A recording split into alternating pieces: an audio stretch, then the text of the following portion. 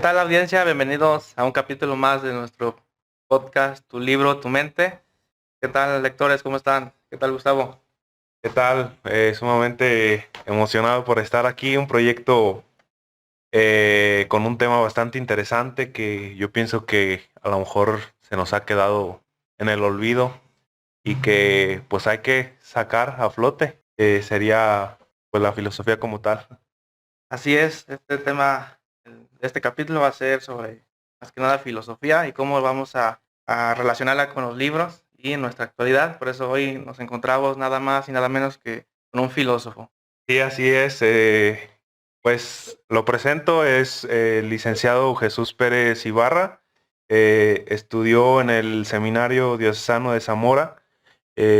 Pues aprendió filosofía y una parte de teología en ese campo, en esa institución. También además estudió complejidad y temas actuales en Zamora, Michoacán. También estuvo como voluntario con inmigrantes en casa en Saltillo, en Coahuila. Además de que está estudiando la licenciatura en español en la Universidad de Baja California. Además de que tiene una maestría en educación. ¿Cómo está? Bienvenido. Muchas gracias, Gustavo. Un gusto estar con ustedes en esta tarde, aquí en esta bella comunidad de San Francisco de Asís. Pues como comentaba, pues es un tema que a lo mejor lo tenemos olvidado, a lo mejor como ya no lo dan como se puede decir, en charola de plata todo, ya no cuestionamos nada o casi nada sobre esas preguntas que a lo mejor algunas no tienen respuesta, y pues qué es la filosofía como tal. Sí, para iniciar, no sé, ¿podría darnos su conocimiento, su definición sobre qué es la filosofía para nuestra audiencia, para que tenga esa primera noción, ¿verdad? Muy bien, pues bueno, la filosofía puede ser definida de múltiples formas, dependiendo a quién le preguntes, ahora sí que te va a dar una respuesta diferente. Podemos quedarnos con una definición etimológica. La palabra filosofía viene de philos, una palabra griega que significa el amor. Y por otro lado está la palabra sophos o sofía, que significa precisamente sabiduría. Entonces se podría definir de alguna manera como el amor por la sabiduría.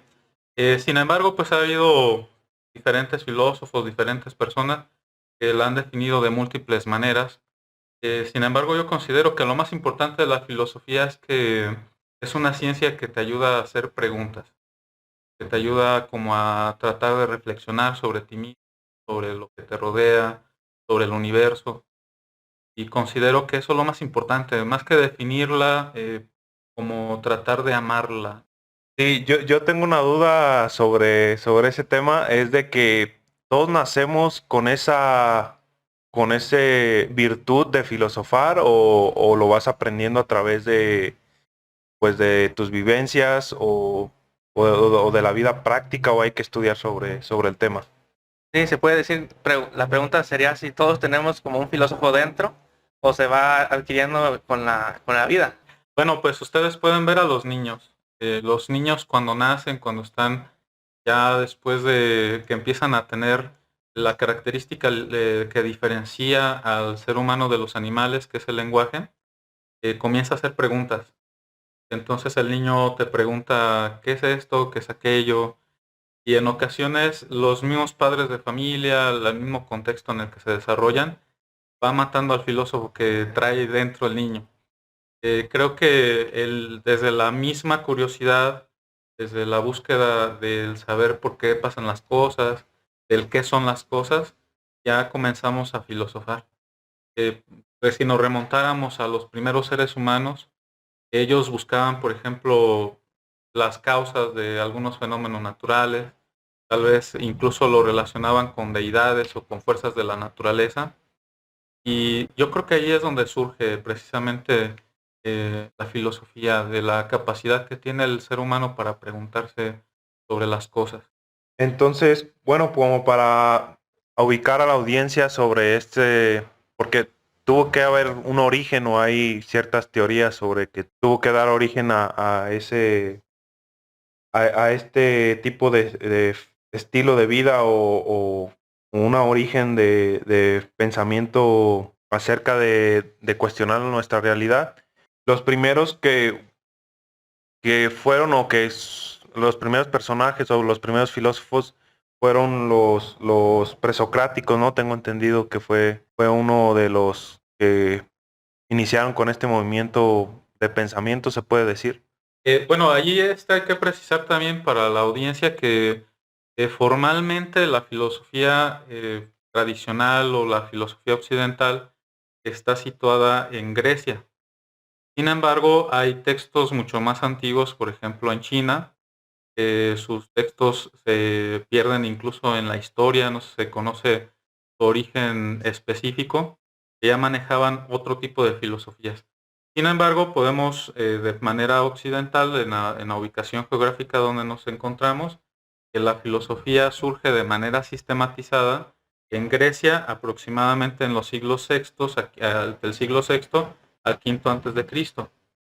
En este sentido, como mencionabas, los principales filósofos se llaman presocráticos. Esto quiere decir que nacieron o su pensamiento se desarrolla antes del nacimiento de Sócrates, que se puede decir que es el primer filósofo ya, por decirlo así, sólido, que aparece en la historia de la filosofía.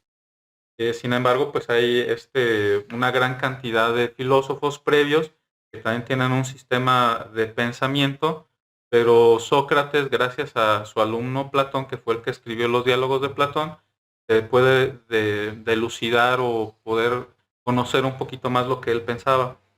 Sin embargo, por ejemplo, a los presocráticos también se les llama los filósofos físicos. ¿Por qué razón? Porque ellos establecieron el origen, el arjé de las cosas en algún elemento o en alguna situación.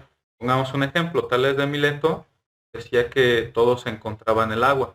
Anaximandro mencionaba algo que se llama la peiron, que era, esta es como uno de los más filosóficos, porque la peiron es algo etéreo, es decir, algo que no se puede tocar, que no se puede medir, como algo, por decirlo así, espiritual. Entonces ese ya era un pensamiento un poco más profundo, porque no se situaba en algo físico, sino más bien en algo incluso inmaterial. Sí, cabe mencionar que esos fueron, obviamente, como usted lo menciona, son filósofos pues, presocráticos, ¿verdad? Yo también tenía entendido que Tales de Mileto, ese fue en un libro que actualmente estoy leyendo, se llama, para los que no saben, sobre un tema o sobre un libro en específico de filosofía, es El mundo de Sofía, y específicamente Tales de Mileto me llamó la atención este filósofo porque decía que fue el primero en que predijo un eclipse 500 años después de su muerte. O sea, algo que hacía a través quiero pensar, de cálculos matemáticos o de cálculos a través pues de las estrellas del universo, no sé. Y también fue pues un precursor de las matemáticas, tengo entendido, o no sé si me equivoqué sobre eso. De hecho, estás en lo cierto. Hay que mencionar que todos estos filósofos, además de ser filósofos, se dedicaban, por ejemplo, a la arquitectura, se dedicaban a las matemáticas, a la historia. Eran personas que se dedicaban incluso al trazo de los pueblos. Es decir, eran, por mencionar algún término, todólogos, y se involucraban precisamente en todo lo que tenía que ver con el conocimiento. Por mencionar un ejemplo, Leucipo y Demócrito, ellos ya afirmaban que todo estaba constituido por partículas diminutas invisibles a los ojos del ser humano. Entonces, a lo mejor alguien puede decir, o pues se puede escuchar, no, pues esos filósofos ya no tienen ninguna vigencia.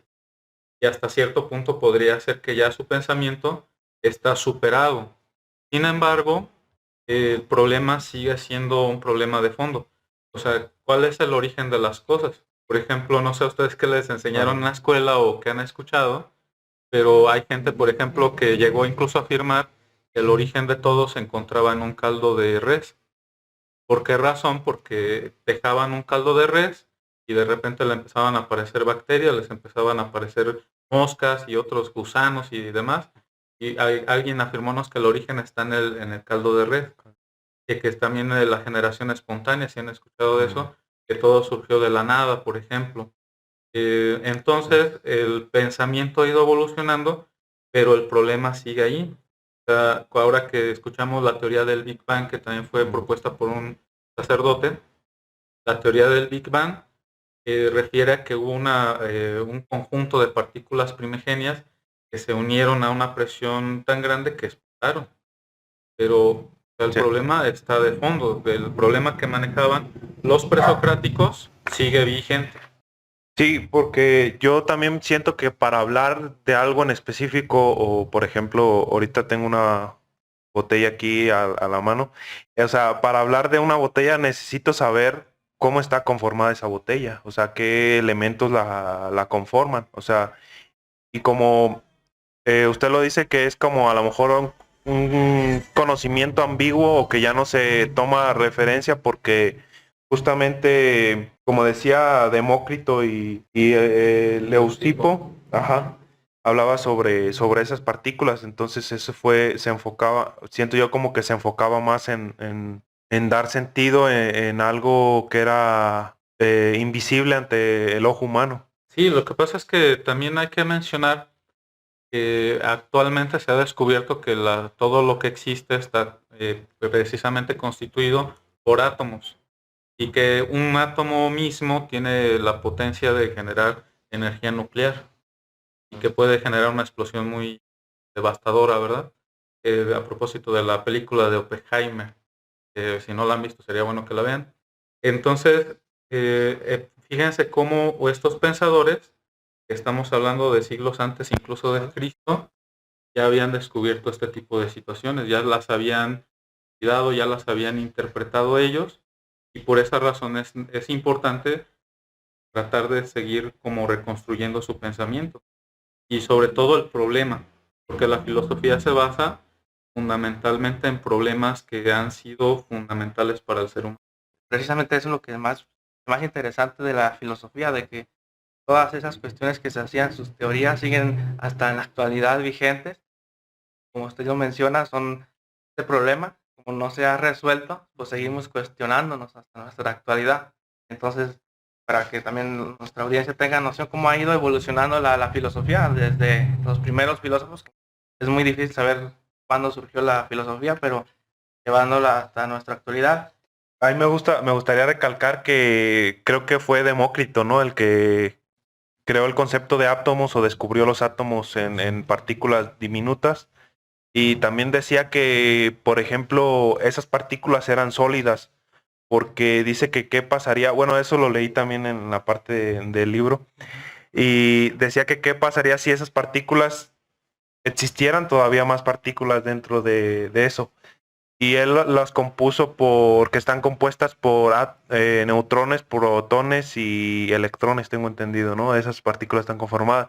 A mí lo interesante de esto es de que él dijo que si esas partículas todavía las partiéramos a la mitad o las dividiéramos en más partículas, decía que la materia estuviera hecha de forma ya más líquida. O sea, todo lo que veríamos sería más... ¿Homogéneo?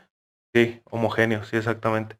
Eso fue lo que me llamó la atención, pues. Bueno, no sé si ustedes escucharon y también nuestra audiencia sobre un experimento que se llama la partícula de Dios. Se hizo una investigación muy grande de parte de la NASA donde trataron de subdividir el átomo. O sea, estamos hablando de máquinas inmensas para poder hacer este proceso que realmente pues no sabría explicárselos a ciencia cierta, pero el resultado que obtuvieron fue demasiado escandaloso en su momento porque descubrieron que al interior del átomo, el núcleo del átomo está compuesto por nada. O sea, encontraron no materia.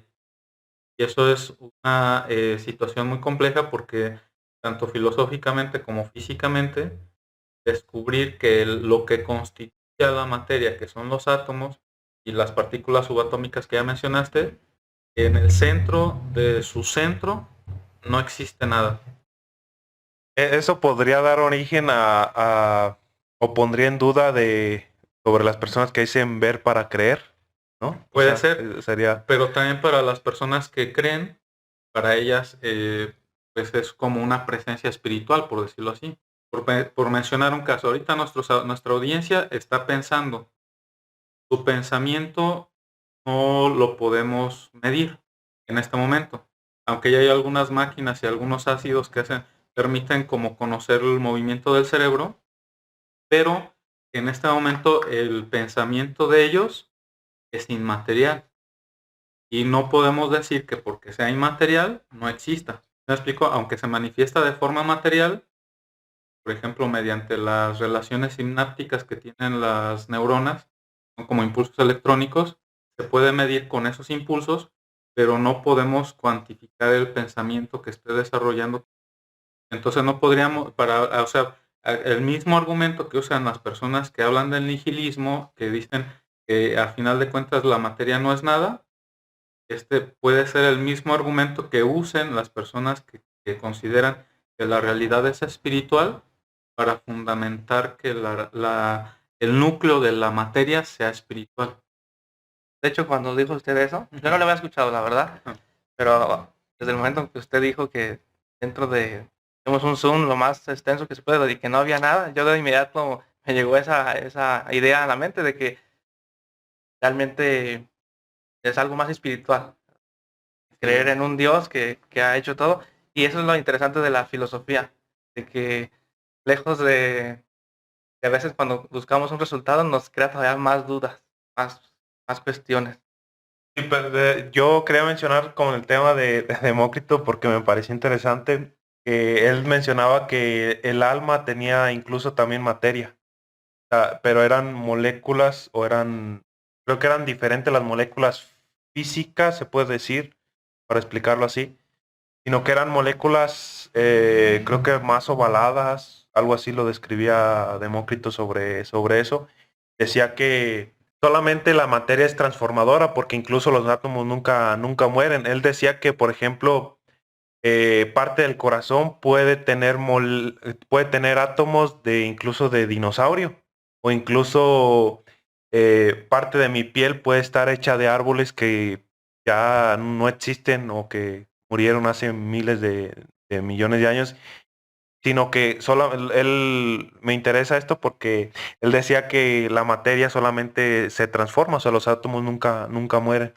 De hecho, si ustedes recuerdan en la secundaria tal vez, nos decían el principio de la materia que es no se crea ni se destruye, solamente se transforma. Por mencionar un ejemplo, ¿no? Hay personas que están preocupadas porque el agua se va a acabar, lo cual es imposible. El agua tiene un proceso, un ciclo, en el cual se está solamente cambiando su estado. Entonces el agua que estamos tomando actualmente existía desde hace millones de años. Entonces es lo que comentabas, los átomos de los cuales estamos conformados tuvieron su origen tal vez hace millones de años o como también Lucipo o tal vez el mismo Anaximandro mencionaban que no tenían como un origen, eran por decirlo así creados. Aquí también algo interesante de estos autores antes de continuar con la historia, por ejemplo, algo interesante también que ellos comenzaron a hacer fue las posturas contradictorias. O sea, por ejemplo, Heráclito decía que todo cambia, de manera que, por ejemplo, en este mismo momento, nuestra audiencia era una antes de escuchar esto, y ahora que nos está escuchando, por el simple hecho de haber cambiado su forma o de estar pensando sobre esto, no son los mismos que nos empezaron a escuchar. Y Parménides decía que era todo lo contrario, decía, es que el ser es eterno. O sea, para que algo exista, el ser debe anticiparlo. En otras palabras, como decíamos, la materia no se crea ni se destruye, solamente se transforma. Parménides se queda solamente en que no se crea ni se destruye. Heráclito se queda con la transformación. Y por eso Heráclito menciona que el fuego es lo que hace que la vida surja. Y por ejemplo, podríamos decir, qué tonto era Heráclito, ¿cómo va a pensar que el fuego sea el origen de algo? Pero si ustedes observan, por ejemplo, lo del sol, si no brillara el sol, entonces podemos decirle ahora, con nuestros tal vez conocimientos actuales, a Heráclito, que no estaba tan perdido.